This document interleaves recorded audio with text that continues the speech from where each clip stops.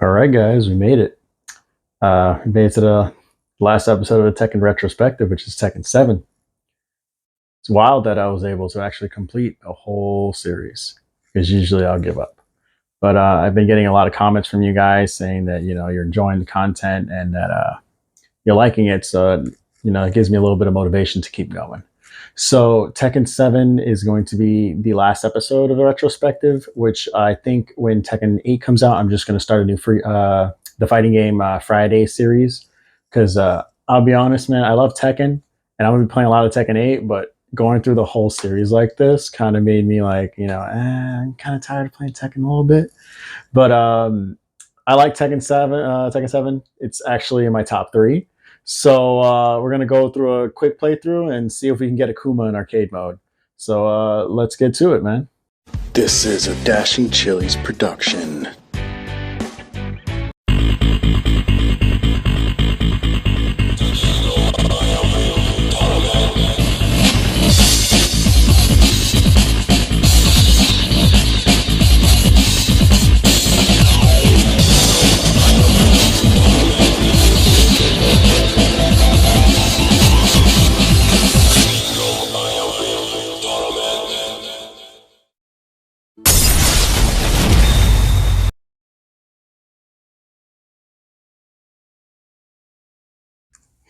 All right, guys, here we are.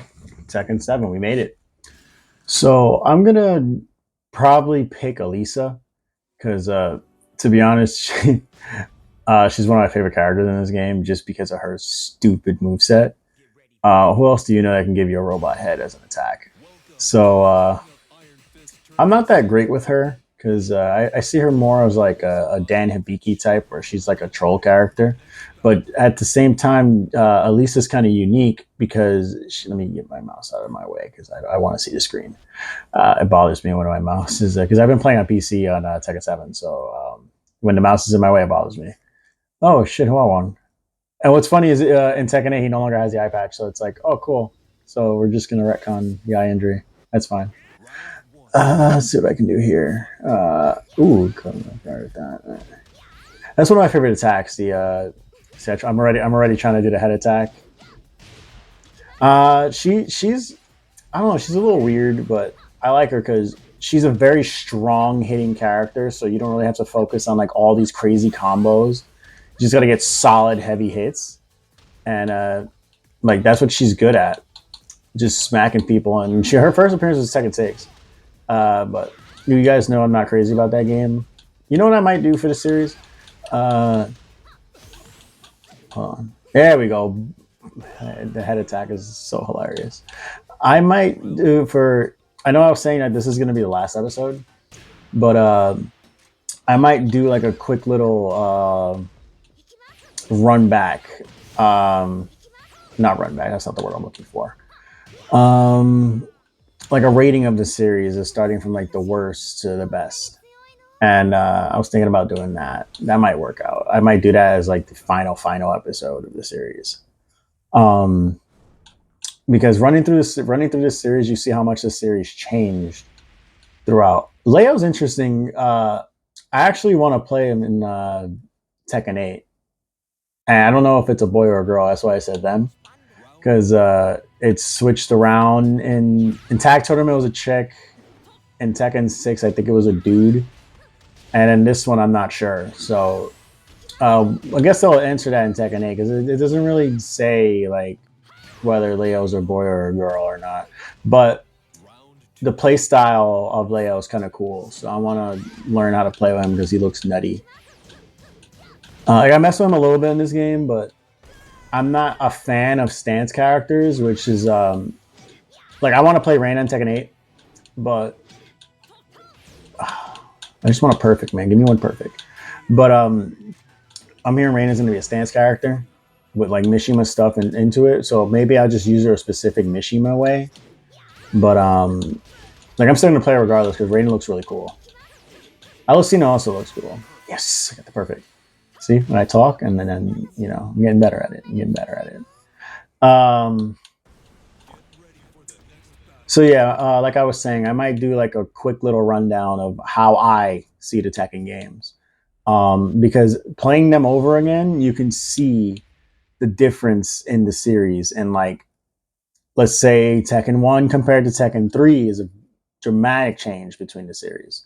And there's one game in particular that I think is like the focal point of Tekken. It's the combination of all the games, and like gameplay wise, it's the one that if you know how to play that specific one, then you know how to play Tekken, and that's probably what I'm gonna put at the top of the list. So I might do that. I haven't decided yet because I like Tekken, but I think there's too much Tekken content on this series on this channel right now. So I want to play some other stuff.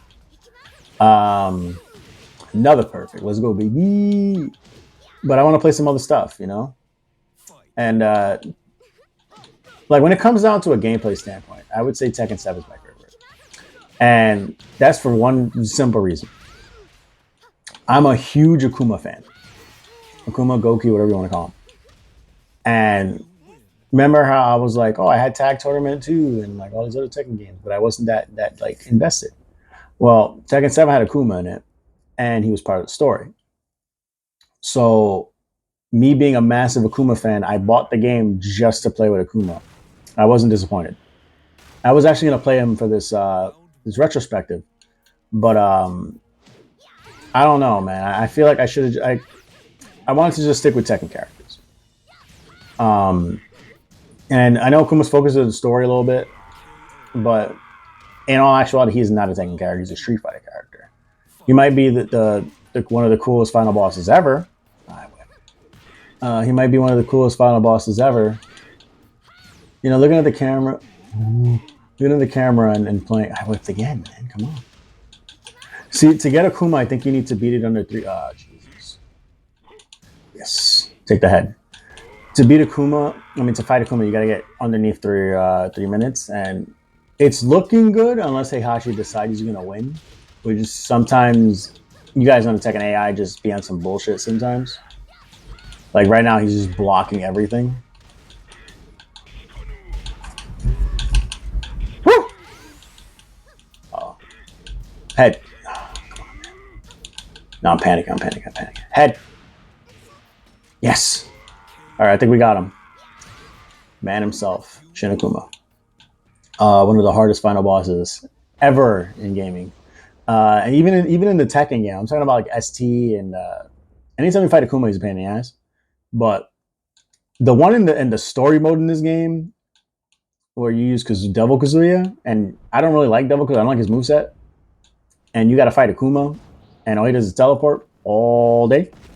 It's not a fun fight. Even the one in Treasure Battle is kind of a pain in the ass. Akuma's just not easy. No matter what game the dude is in, he's great. He's one of the greatest fighting game characters ever made. And going back to what I was saying, seeing him in this game made me like, oh god, like, Akuma's in this, bro. Like, I gotta get this game. Akuma's the shit. It's like Soul Calibur 6. Like, I love Soul Calibur. I just went silent. Sorry. Get him the head. All right. I love Soul Calibur, but what sold me on Soul Calibur 2, well, the reason I got into the series was because Soul Calibur 2 had Link and had Spawn. So the way I see guest characters is it's a smart way. Ooh, I hit him with the rocket face. It's a smart way to sell games. Like, I didn't give a damn about Grand Blue Fantasy Rising. Like, I played the original, it was okay. And the new one's gonna have 2B in it from Nier Automata. Nier Automata is one of my favorite video games. That game is fantastic. I highly recommend it. This Akuma's kind of easy, bro. I'm not gonna lie. Not the Hadouken, bro. This is not Street Fighter. Relax. Oh, Jesus Christ. Ah, whiffed. Let's see if I can kill him with the ult. Dude just let it happen. He was like, whatever. But I think guest characters sell fighting games. And like for this one, an example, like I got very invested in Tekken 7. And it was funny because Injustice 2 came out like 2 weeks before Tekken 7 dropped. And I played that over that. So that was my playstyle Tekken 7. So to continue what I was saying, Tekken 7 is one of those games where it came out, I think, 2 weeks after Injustice 2 or something like that. And I'm a NetherRealm guy. So I was playing, Injustice a lot. And then I was like, yeah, NetherRealm, Tekken has Akuma, but, I'm still going to be playing Injustice. I didn't touch Injustice legit like 3 months after Tekken 7 came out. I played it for that first initial 2 weeks. And then Tekken came out, and that was the only fighting game I was playing for about 3 or 4 months.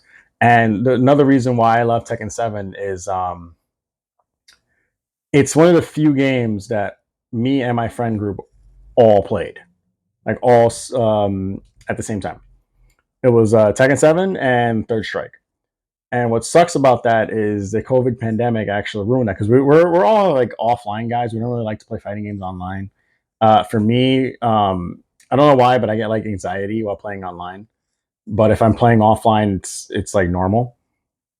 So we would play. We would go to each other's houses and play Tekken 7. We played Tekken 7 and Third Strike, right before D&D sessions and stuff.